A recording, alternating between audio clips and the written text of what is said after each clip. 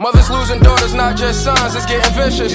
Most niggas got ghost guns or they got switches. That reward ain't gonna come until you risk it. The family all together as one, I kinda miss it. I need to build more with my sister, but I be distant. I need to heal more, I got issues, no I be tripping. I need to live more, it's so much to see that I'm missing. These niggas pouring up and don't even know what they sipping. These bitches whoring fucking the quickness, money they interest. I boarded home, this for the 4, ain't no more benches. I fell out with some of my boys along the mission. Now my sneaks Christian, when it was just Vans I was getting, now I eat different. Walked out katanas, the land was hitting. I'm still giving, although when I first started, no hand was given. And my feelings thinking what it'd be like if Grands was living. Ain't no ceilings when it come to my folks was always. Hey, boy, One Tree Rock. Like and subscribe. Give me a little comment. Alright. I want to start off by introducing y'all to something I customly made myself. See me? I'm a supporter of black-owned businesses. I'm a black owner. I try to do, stuff that I enjoy doing. So, I get my little drink on. Man, I got something for y'all, man. Bam. Let's see that? Rockhead drinks by your boy One Tree Rock. Got them in 4 different colors, man. 4 different colors. We also doing the Henny punches, man. So, show your boy One Tree some love, you know what I mean? Alright. Now that I got that out the way, I want to get into some Philly sports talk, man. First of all, I want to start off with, I watched Howie and Nick Sirianni's interview. And the first thing I took away from it is, I like Nick Sirianni. I still don't really care for Howie Roseman too much. But, it is what it is. He here. What can we do about it? But some of the things I took away from it is the reporters asked a lot of questions that could have easily been answered, and it felt like they beat around the bush, like especially Howie Roseman. I feel y'all already know how I feel. I feel like Howie Roseman is a snake. But a reporter asked Howie. A reporter asked Howie Roseman, how can I put this? He asked Howie Roseman,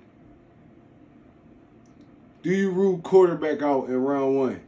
And Howie Roseman just danced around it like he always do. Everything's open possibility. To me, honestly, I don't feel like they're really all in on Jalen Hurts, which they should be.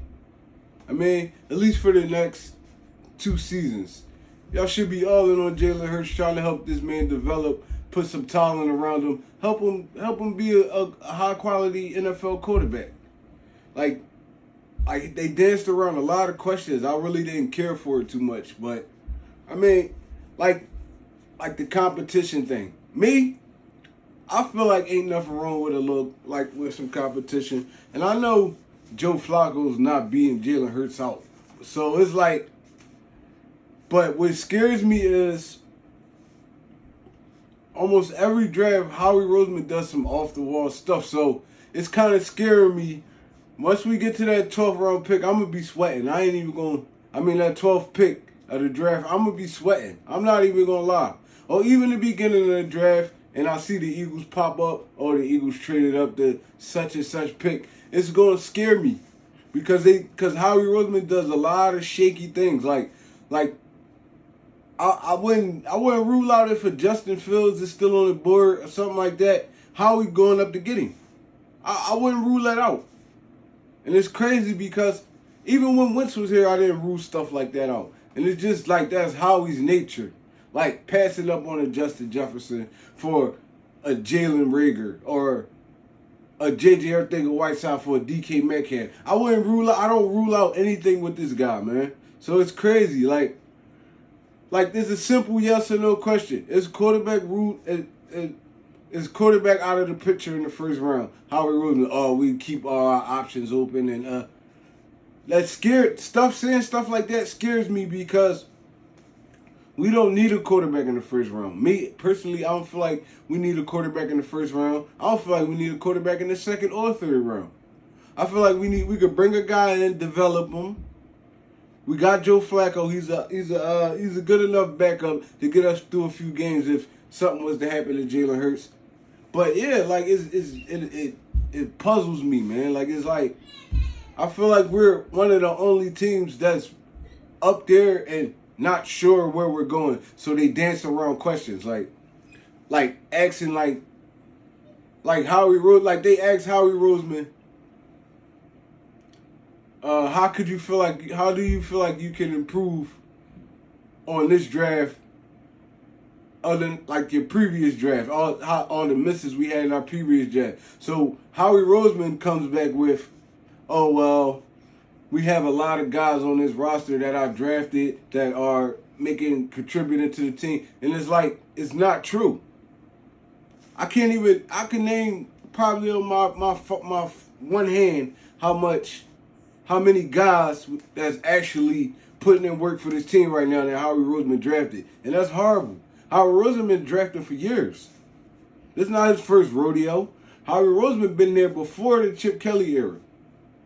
Let me say that again. Howie Roseman been there before the Chip Kelly era. So Howie Roseman had his hand in a ton of drafts, man. And it's scary. Like I'm excited about the draft, but I'm also kind of scared. Like it's like, damn, what this guy thinking? We don't know what he thinking. Like him taking Jalen Hurts last year in the second round. Nobody, that was off the wall. Nobody expected nothing like that. We kind of expected Rigger because he's right there in the 20ish range where those kind of guys get talked about. But everybody know everybody's preferred Justin Jefferson. So, I mean, but with stuff like, even like once we get through these first 3 rounds and we actually made some picks that's going to contribute to us this year, then I can breathe a sigh of relief. But other than that, man, I just got my fingers crossed that Howie Roseman don't do no stupid off the wall stuff. All right, so I was listening to I like a lot of people, and I hate this about Philly fans, man. Nick Sirianni was asked a ton of questions, and I felt like he answered them properly.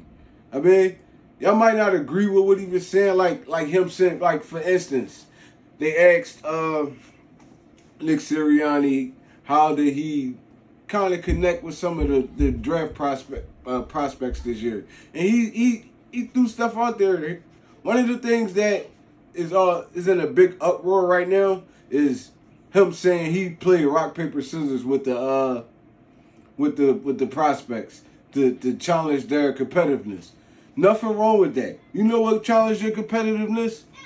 Checkers, chess, I declare war, pity pat, spades, anything. All that is challenging somebody's competitiveness because nobody wants to lose.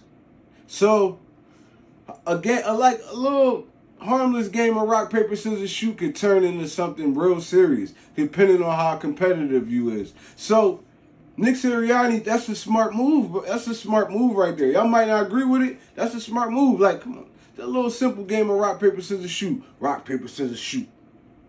Rock, paper, scissors, shoot. Oh, it's tight. It's getting tight. We're going to see where their competitiveness at. I mean, and that translates still on the field.